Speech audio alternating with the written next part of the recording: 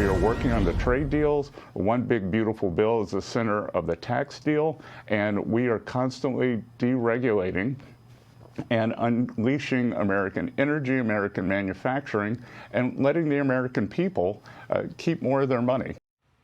Treasury Secretary Scott Bessent laying out President Trump's plan for economic growth. The newly released June jobs report hiring shattered expectations, easy for me to say. 147,000 jobs added just last month. Unemployment also ticked down to 4.1%. Let's bring in Stephen Miran, Council of Economic Advisors Chairman. Stephen, good morning. Good morning. Thanks for having me. So 147,000 jobs beating expectations. What's your analysis of it? This was a great report, and you know it's the fourth time in a row the president has beat expectations on Jobs Day, four times in a row. And not only did he beat expectations, but he beat the forecast for 78 out of 79 professional economists that submitted their forecast to the Bloomberg consensus. So that means the president is once again proving that the haters and the doomsayers don't know what they're talking about. Some critics of the president's policies were worried that tariffs may have an impact on hiring. Is this your sense that tariffs so far have not had an impact on hiring? I think there's absolutely no evidence that there's been an impact on hiring. I think there's no evidence there's been an impact on prices either.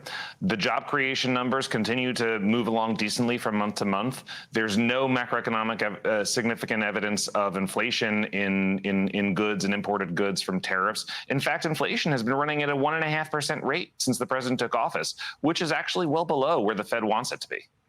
Since we're waiting on this vote on the House floor on the big, beautiful bill, let me take this opportunity to ask you, what do you see as the impact of that when it's signed into law? Oh, the One Big Beautiful Bill is going to be huge. It has huge incentives for labor supply, things like no tax on overtime, no tax on tips, no tax on Social Security. It's got enormous incentives for investment, full expensing on new factories, on equipment and R&D. These are such big incentives for companies to bring back manufacturing to the United States, to build factories and invest in the future, invest in more capital stock. And all that pushes the economy out. It pushes supply out. It increases economic growth. It increases wages by about $10,000 for a family of four. After tax income will go up by about that much. It's huge. And if you combine it with the president's other policies, it's going to reduce the deficit by about $8 to $11 trillion over the next decade. Your boss, President Trump, has teased the possibility of a trade deal with India. Let's play him, and I'll get you to react to it. I think we're going to have a deal with India, possibly. And that's going to be a different kind of a deal. It's going to be a deal where we're able to go in and compete. Right now, India doesn't accept anybody in. I think India is going to do that. And if they do that, we're going to have a deal for much less tariffs. Could we expect a deal later today or in the coming days? And what would be the impact of that?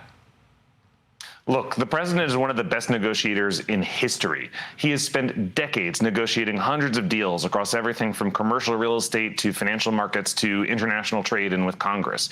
And he's proven that he can deliver trade deals that are great for America. Look at the Vietnam deal yesterday. Look at the deal with the UK.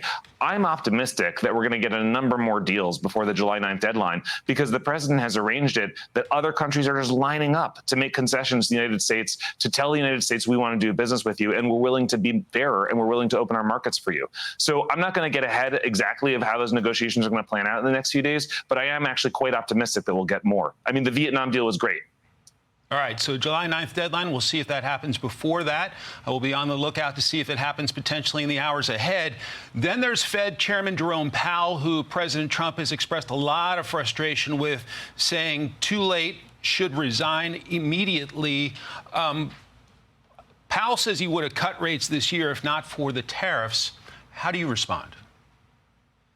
Well, I think we have an abundance of evidence that the tariffs are not inflationary in any meaningful way. First of all, we ran this experiment in 2018-2019 with the president's first round of historic tariffs on China, which raised tons of revenue and helped finance the Tax Cuts and Jobs Act, just as the tariffs now will help finance the One Big Beautiful Bill. I mean, the idea of putting tariffs on foreigners to pay for lower tax rates on American families and American businesses is just so common sense. It's such great policy. But last time, there was no evidence of inflation in 2018 2018, 2019. And thus far, we've got months of evidence so far, because tariffs have been going on since the first day of President Trump's second term. And again, there's no evidence of any significant inflation. When you look at higher frequency data from stores and online, again, there's no macroeconomically significant evidence of it. So, I think that the Fed is a little hung up on this issue when there's an abundance of evidence that it's not something to materially worry about. Stephen Miran, on a big day for the Trump White House on the economic front. Stephen, thanks very much. Thank you. Hey everyone, I'm Emily Campagno. Catch me and my co-hosts Harris Faulkner and Kaylee McEnany on Outnumbered every weekday at 12 p.m. Eastern, or set your DVR. Also, don't forget to subscribe to the Fox News YouTube page for daily highlights.